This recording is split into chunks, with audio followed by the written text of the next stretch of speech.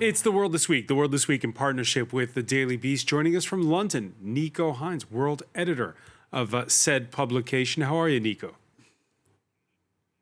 I'm very well. Good evening. Good evening to Vivian Walt, Paris correspondent for Time magazine. How are things? Great. Great. Good to be here. All right, we're going to put that to the test. John Henley, European affairs correspondent for The Guardian. Are you in the great category that Vivian's in? Yeah, I mean, end of the week, but... End of the week. Is it the end of the week in Athens? Let's ask France 24 correspondent Natalie Severicus. It always feels like the end of the week in Athens, to be honest, Francois. Well, it's the beginning of the show, so stay tuned. The World This Week on Facebook and Twitter. And by the way, you can subscribe, and you have been in ever greater numbers, to the audio podcast on Apple, Spotify, and other streaming platforms near you. It's the 1st of October. That means Britain's taking back control. As of this Friday, European travelers to post-Brexit Great Britain can no longer bring a simple identity card. Passports only, please. By ending the use of insecure ID cards, we're strengthening our border and delivering on people's priority to take back control on our immigration system. No insecure ID cards anymore, John Henley. Yeah, I mean, that's a problem, obviously, for a lot of Europeans who are used to travelling around the continent using a straightforward ID card. Lots of people don't have passports. Lots of Europeans don't have passports. And they're going to need them. And it's going to be a particular problem for, student travel, school groups, that kind of thing.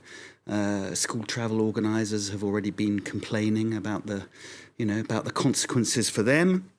But, quite frankly, that's the least of Britain's problems at the moment, I think we can safely say. Nico Hines, the least of Britain's problems? Yeah, well, like anything else, I'm sure these new border controls will just mean massive queues at the border as people try and work out the new rules. And that seems to be the common theme of Brexit so far. We've just got massive queues everywhere and things not working as they used to. So we've got no petrol. People are queuing up the street to try and get it. We've got no food in the shops. So far, it just seems like there's a lot more complications to come with our huge new freedoms. Yeah, hard to keep a stiff upper lip when you've been queuing for hours for petrol. In London, tempers running short this week as lines got long this Friday. Some 1/4 of British service stations dry, with scenes of shouting, fist fights, motorists hoarding fuel and water bottles. And it's, of course, Vivian Walt, not all about Brexit, these fuel shortages, this panic buying. No, of course not. And Britain is not the only country, although perhaps it's the most stark example of a country that is having gas shortages. There are gas shortages in numerous parts across Europe and in China, most specifically.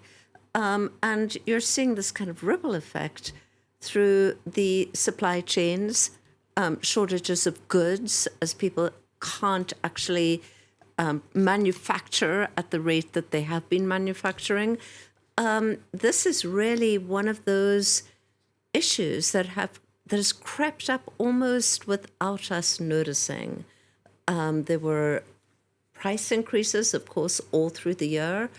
I think it's taken a while for us to realize that this could be an actual major global crisis, and not to dismiss the fact that this does, in fact, have something to do with Brexit as well, because, as the British Transportation Minister said, Britain is now short of about 72,000 truckers, and those truckers actually transport the gas that I think Britain now imports most of its gas to heat its homes. So it's really a very kind of dangerous situation, I think, as we enter winter. Yeah, not all about Brexit, yet those truckers from the continent say they saw it all coming.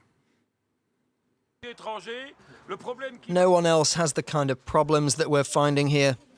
It's because of Brexit.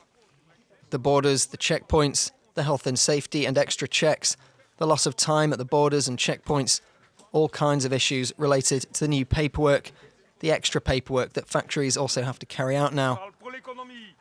This will result in a monumental loss for the UK economy.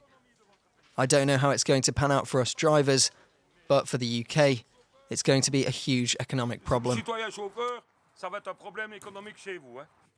A huge economic problem for you guys. Natalie Severicus, your thoughts on this? Well, it's interesting to watch Boris Johnson trying to navigate and scramble for solutions by issuing visas, when at the same time Brexit was the very reason they were trying to kind of, close the borders to foreigners, for example. And there was all this rhetoric of being, shouted left, right and center. It has been very interesting to watch it from Greece, especially as Greece is kind of coming out of a huge economic crisis and was kind of always looking up to Britain and other, mega powers as the ones that would never end up in such a mess. So it's really interesting to see how this will all pan out. And of course, all eyes are on the cold winter ahead with, Greece and Spain and other countries like that, wondering on how the price hikes when it comes to energy will affect households and the people throughout. And this energy crisis really rippling across the globe. It's interesting, Nico Hines, because we're going to talk more about China in a moment, but it's this idea of the supply chains now are so taut that when there's the slightest wrinkle, it's got effects around the globe. That's right. And, in Europe, we've got ourselves into this position where almost the entire continent is reliant on Russia's gas supply. And up until now, the Russians have been pretty careful about making sure that at least Northwest Europe, the big investors, get a good, clean supply of gas from them, and it's kind of never been interrupted over the years that we've relied upon them.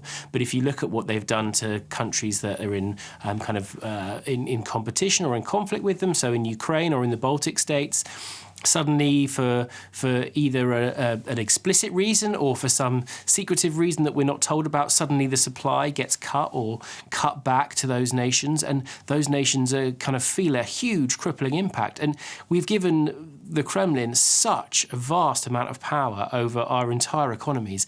If they wanted to cut off the gas supply to Europe, it would have a huge and devastating effect. You look at a problem with a few truckers are missing and we've got people, chaos in the streets. Imagine what would happen if the Russians actually made a concerted effort to harm us with this gas supply. Yeah, last week the Paris-based International Energy Agency asked Russia to open the tap on natural gas. John Henley, the implicit statement, which wasn't said openly, was that this was a way to pressure so that they'd open that Nord Stream 2 gas pipeline. That's to bypass Ukraine. When Nico talks about Russia being the one that's applying the pressure, how much of it is down to that? Well, yeah, I think he's absolutely right. I mean, this was obviously a hugely controversial project, the whole Nord Stream thing, and obviously hugely controversial that Western Europe has basically, is now so dependent on supplies of natural gas from Russia, which, as we know, is certainly the current Kremlin regime is not exactly a friend of the European Union, and will use every sort of every lever at its disposal. And we had this Friday the Hungarians welcoming the arrival of Russian gas via a southern route. So yeah, it's. I mean, the politics of energy are clearly going to be a huge, a huge debate and potentially a massive problem over the coming decades, without a shadow of doubt. And it's not just Europe, as Vivian Walt was saying, facing an energy crisis at the outset of winter.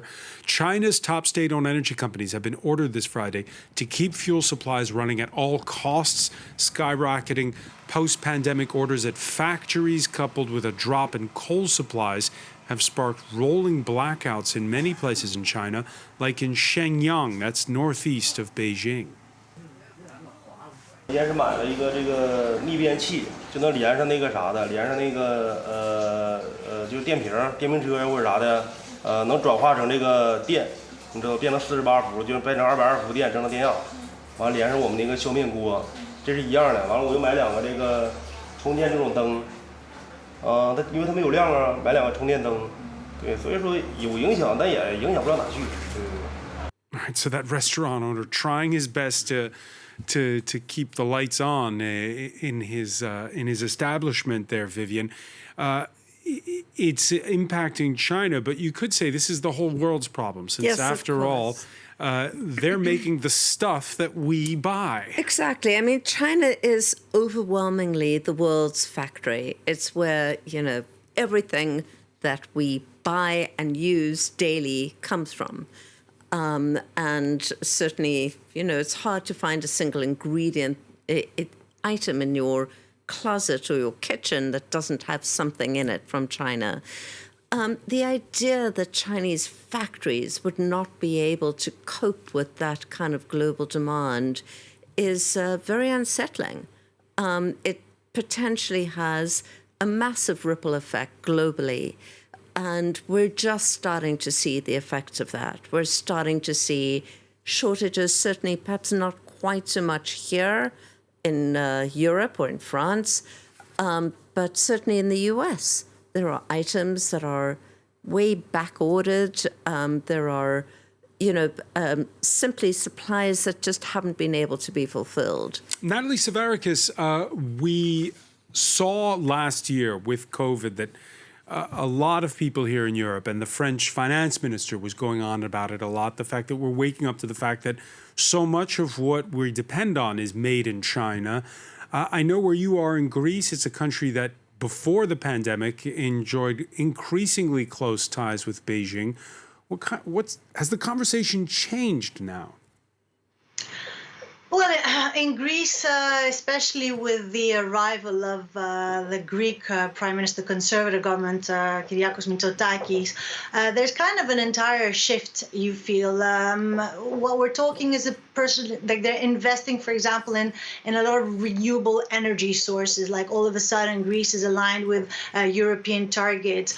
Also, what he's interestingly very doing, and we're probably going to discuss this later, is how he's focusing on regional alliances and kind of like focusing on the energy that will come out of the reservoirs of the Eastern Mediterranean and trying to build pipelines there with other regional players, etc. So it's a kind of an effort by Greece to kind of rid itself of its reliance on what the rest of the world is doing, and trying to kind of like do its own thing and looking at trying to kind of become a regional player as well, whether it's in energy or in other sectors as well.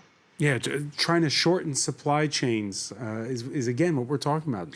Absolutely, and that's why it's so extraordinary. I mean, just to come back to where we started to come full circle, if you like, that that Britain should have decided to throw up these. I mean, Britain, as somebody said during the week, and this was really the phrase that struck me during the week.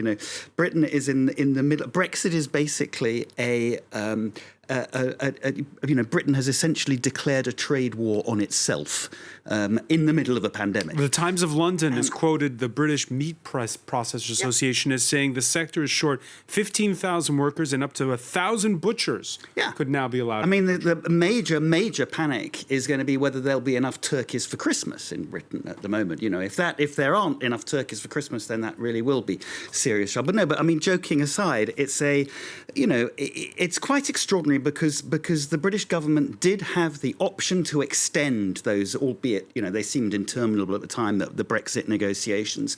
In the middle of the pandemic, there was the opportunity to sort of push back the final Brexit date, so that all these controls and changes and these big barriers that basically Britain has thrown up between itself and its largest trading partner, there might be a bit of a respite and a bit of delay, and Boris Johnson's government said no, we want to do it as soon as we can. But so far he seems deft at changing the conversation where he needs to, goading the French last week, a bit more fishing row.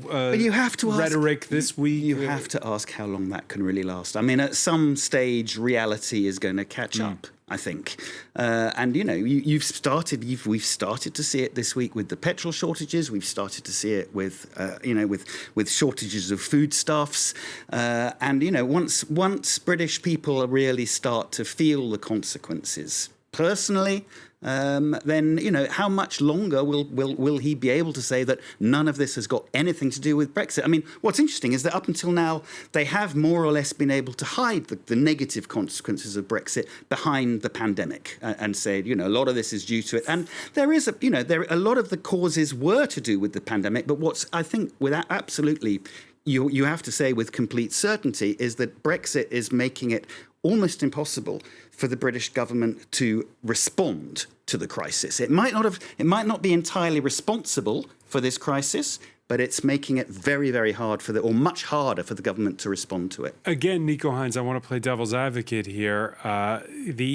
It's not the Labour Party conference this week that's turning the tide in any way when it comes to British politics, even in the face of these gas shortages. Yeah, it does take a while for these things to filter through and for people to make connections.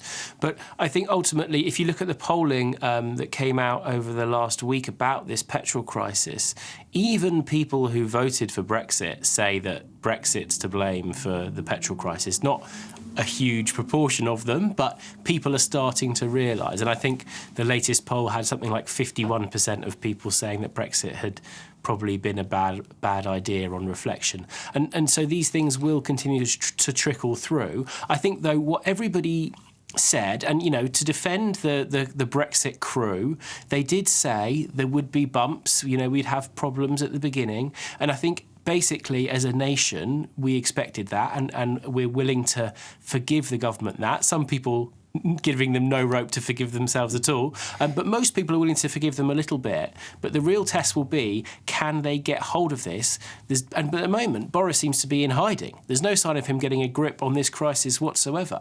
But I think people are waiting now. And yeah, I was going to say briefly before we go to the break, you heard John Henley worrying about Christmas turkeys. I'm looking ahead to next week. You have the president of the National Farmers Union saying 150,000 pigs could be culled.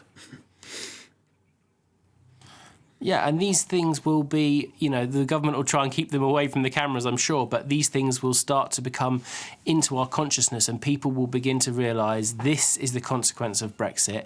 And Boris has got a very small window to try and turn it around and salvage himself, or come next year, he's going to be in big trouble. All right, a prediction there from Nico Hines. Before we go to the break, stay with us. Much more to come in the world this week.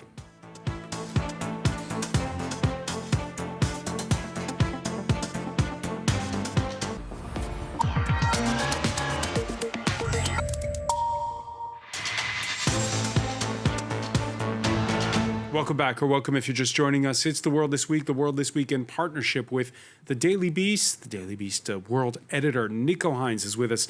From London, Vivian Walt, Paris correspondent for Time magazine, is with us. John Henley, European affairs correspondent for The Guardian newspaper. And from Athens, France 24 correspondent Natalie Savarakis.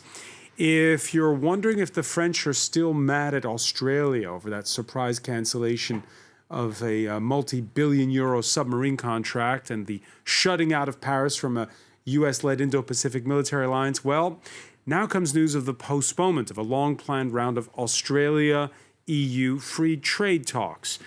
Now, a measure of consolation did come on Tuesday, with France announcing the sale of 3 frigates to Greece. Emmanuel Macron selling the deal as a step on the road to Europe's strategic autonomy. Europeans must stop being naive. When we are under pressure from powers who at times harden their stance, we need to react and show that we have the power and capacity to defend ourselves, not escalate things, but simply to be respected. All that's missing, Vivian Walt, is the European anthem there, but is this, in fact, well, just an arms deal? It is an arms deal, and it's a very tiny one compared to what was planned with the Australians. It's $3 billion as opposed to, nearly 60 billion, 3 billion euros, pardon me, as opposed to nearly 60 billion euros. I think what's really a little bit disturbing is that this isn't about Europe. It's about France and Greece. And you don't really have the EU behind this. And in fact, there's a real deep divide within the EU. This is really about confronting Turkey. And in that respect, you don't have the Germans on board. And so you really have what seems to be, especially after the whole debacle around AUKUS, the US and Australia, you seem to have this sort of sense of fracturing.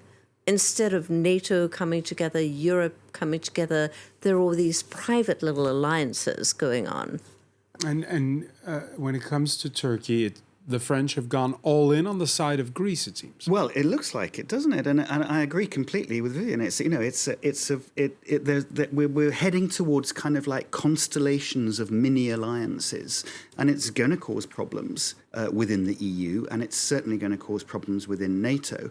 On the other hand, you could see this as Emmanuel Macron wanting to push Europe, ever since his big speech after he was first elected at the Sorbonne in 2017, when he first mentioned this idea of Europe's sort of strategic autonomy has to be greater, and in a way you could see this as him essentially saying, as somebody said this week, defence strategy is not a spectator sport. you actually have to get involved and get in there and push towards what you're working towards. All right, and whether it's about territorial water disputes or stopping migrants from reaching Lesbos, the Greek Prime Minister, for his part, standing by the deal. I am unapologetic about defending our borders. We should not forget that back in 2020, in March 2020, Turkey instrumentalized the migration issue and actively encouraged and facilitated tens of thousands of people to try to cross into Greece. We said no, we defended our land border. We are defending our sea border, but we're doing it with full respect to human rights, putting the protection of people at sea always as a first priority. Natalie Savarakis, care to fact check what we just heard? Actually, it's very interesting because when you see it from this side of Europe, which is basically the eastern flank of the continent, things are slightly different. First of all, yes, it is like 3 frigates worth around 2.9 billion euros, but it's also an additional, there's like a little asterisk to all of this agreement. There's kind of another 3-4 billion when it comes to the 24 Rafale jets, an upgraded agreement between Greece and France. There's also modernizing Hydra-class frigates. There's also corvettes involved. There's a lot more that's coming. And for the ordinary Greeks that I was speaking to today, to get their views on this deal, they're like, seriously, we're going to give around 6-7 billion euros to France when we have such other alarming priorities in the country to deal with.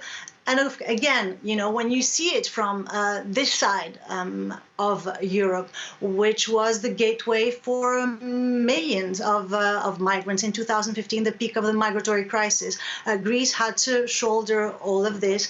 Again, when Turkey got pretty bellicose last summer and the 2 frigates collided, France was the only one who stood up to Greece. The rest of the Europe was pretty much twiddling their thumbs. And Greece is tiny. Their army is pretty tiny. Their fleet is tiny. It's very old as well. They can't stand up to Turkey, who's the 3rd top fastest growing arms exporter in the world, or which has like the 2nd or 3rd biggest NATO military personnel. So all of this, again, from this side of Europe, it seems kind of different. Yeah, but again, as you point out, Natalie, the French aren't giving them 3 frigates and Rafale fighter jets. They're selling them. And it's at what point does it become a conversation topic? Well, as far as the Greeks are concerned, alongside this arms deal, there was this defense-like partnership which comes again. NATO has it, Article 5, collective defense. When one member is attacked, everyone comes to help. But, when Turkey is also in the NATO alliance, and Turkey is we've seen operating quite differently. It's causing up to Russia to get arms. It's Erdogan has a kind of different approach to everything, and he is quite erratic in his behavior. Now, Greece considers him a big threat to its borders. We also saw how they came out with an announcement today saying that, this alliance between France and Greece is actually going to harm the EU as well. A lot of strong words coming from the Turkish leadership, making Greece feel quite uneasy. And again, it is the border of the European Union. And again, France last year, other than the arms deal, again, France was the only one who kind of came to Greece's rescue. And now with this partnership, should Greece again need the help of anyone, France will be there. And I think that's what was felt in Greece, at least, again, because from what I'm hearing from you disagree, that this is kind of Macron's effort to kind of go towards a more autonomous Europe that is not reliant on the US, that can kind of be more, independent. Something we'll be talking about more in the days and weeks to come. Turning our attention to the African continent, we saw this week the best and worst of the United Nations. 7 UN staff expelled from Ethiopia after the world body stood up to Addis Ababa, calling out the de facto blockade of war-torn Tigray, which puts civilians in that rebel province at the risk of starvation. In Ethiopia, the UN is delivering life-saving aid, including food, medicine, water, and sanitation supplies to people in desperate need. We are now engaging with the government of Ethiopia in the expectation that the concerned UN staff will be allowed to continue their important work. And Nico Hines, since that statement, the UN Secretary General has spoken with the Ethiopian Prime Minister, and the UN standing by what it says when it comes to the use of food aid as a weapon of war. Yeah, I think this is a very worrying development, the way this is all going down, because, you've got to remember that the Ethiopian Prime Minister was a Nobel Prize winner just a couple of years ago, supposed to be bringing peace to the region. He's now seemingly willing to have an outright kind of war of words, if nothing stronger as yet, with the UN, having UN people ordered to leave the country. And you just think, if he's not willing to back down in the international glare of the media because he doesn't care what people say, what else is he willing to do? I think it's a very, very worrying time. So that was perhaps the UN showing its strong side. On the weaker side, there was that investigative report last year that exposed sex abuse among contractors and staff at the World Health Organization. An internal probe now at the UN has confirmed that more than 80 workers, including 23 WHO staff, were indeed suspected of sexual abuse. This was while they were fighting the Ebola outbreak in the Democratic Republic of Congo. The review team was able to establish that the alleged victims were promised jobs in exchange for the relationships, or were sexually exploited in order to get and keep a job. Vivian Walt, this is not the first such scandal. Exactly. It's not the first such scandal, and it has affected numerous countries that the UN has been involved in. We've had years of allegations about UN peacekeepers, for example, and widespread sex abuse among UN peacekeepers in Haiti, Somalia, Central African Republic. This is a fairly, repeated story.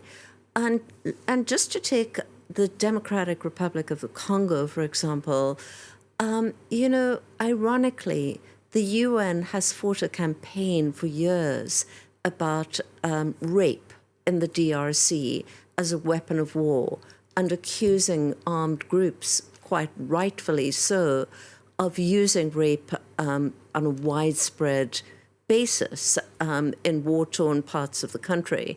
And, you know, to turn around and find out that one of your own agencies has been using effectively the same methods in a desperately poor country. What's so disturbing about the story is that you have the kind of disjuncture of a rich organization, relatively rich organization like the WHO and the UN, going into what is desperately poor areas where people... Is there always going to be an abuse of power amongst human nature as such that if you have people who come to an area, like you say, that's desperate, where people are desperately poor, there's always going to be abuses? Well, hopefully not always, but I mean, it is so common.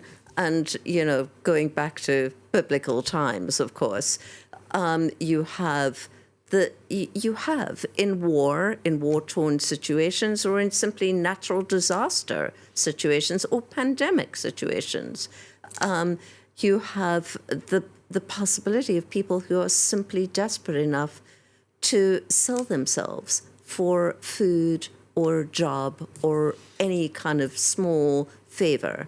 And there happens to be an Ethiopian angle to this story. The WHO chief, Tedros Adhanom, he is a Tigrayan himself. He's up for re-election next month. He's not gotten the support of his home country, but that is because of domestic issues, which we just talked about.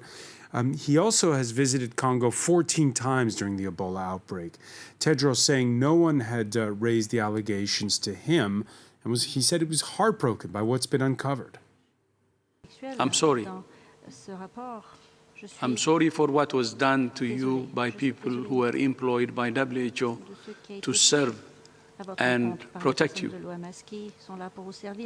I'm sorry for the ongoing suffering that these events must cause. I'm sorry that you have had to relieve them in talking to the Commission about your experiences. When you look at the story, John Henley, do you see it as just a scandal, or are they doing what it takes to make amends within the WHO? Well, we'll have to see. I mean, the fact that, as Vivian said, you know, this does seem to be a repeating problem, and so you'd have to say that, you know, that clearly there is a problem with the WHOs and the UNs, and we've had these both with UNICEF. Well, you know, there's clearly systemic issues there. But I think what's essential now, obviously, you know, is that justice has to be done and has to be seen to be done.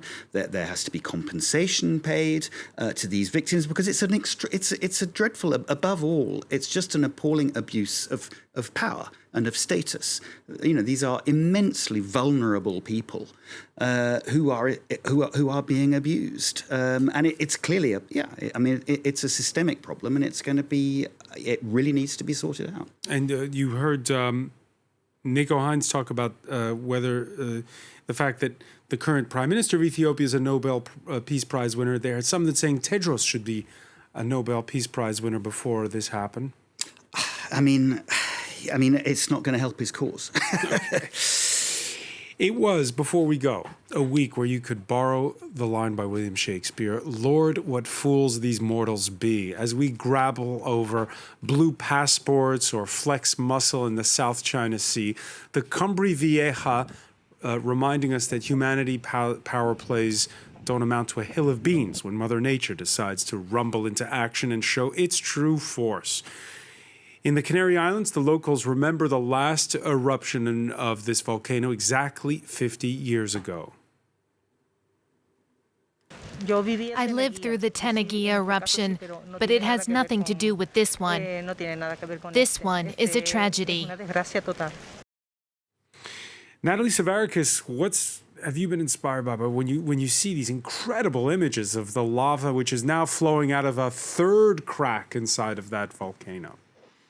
absolute terror. And I'm especially, I mean, how nature is in complete control of pretty much everything once it decides to do so. And how, I mean, the actual island is also expanding, you know, with the molten rocks solidifying and when they touch the water and creating a kind of peninsula there. I mean, it was horror, but at the same time, this was one that you can't really control. But at the same time, without wanting to divulge, you kind of think of what humans are in control of, and that's climate change. And we kind of saw similar scenes of horror in Southern Europe with the fires, which were mainly attributed to climate change and everything.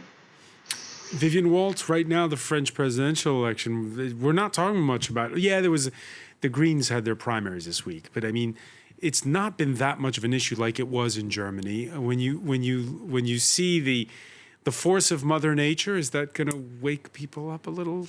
I Natalie's doubt it. Natalie? I mean, look, we're still 6 months away from the presidential election, but I think this presidential election climate might... It will be on human issues. It will be on human issues. And It not will about- be on COVID and the economy. Nico Hines, when COVID hit, we said, here's this event that's not that isn't like, it's not like a war or some kind of fight. It's a virus. And we thought, oh, this is going to give us a sense of perspective. Now that the vaccination rates are up, we seem to be back to our old squabbles. When you look at that volcano, what does it tell you? I think it does remind us of how puny we are. I mean, it's funny because, you know, the Canary Islands are this kind of wonderful place, a kind of idyll that people hop to for a bit of winter sunshine. And it's known as being a volcanic archipelago. But of course, no one actually thinks, what does that mean? And it is incredible to see the creation of new land right before our eyes. It's quite inspiring. But I think, unfortunately, if anything, it probably is more likely to lead into the old argument of we're just such little people. What can we do as individuals to change these great things ourselves anyway? All right, what can we do? It's certainly something that we'll keep on talking about. Nico Hines, I want to thank you so much for joining us from London. I want to thank Vivian Walt, John Henley, Natalie Savarakis in Athens. Thank you for being with us here in The World This Week.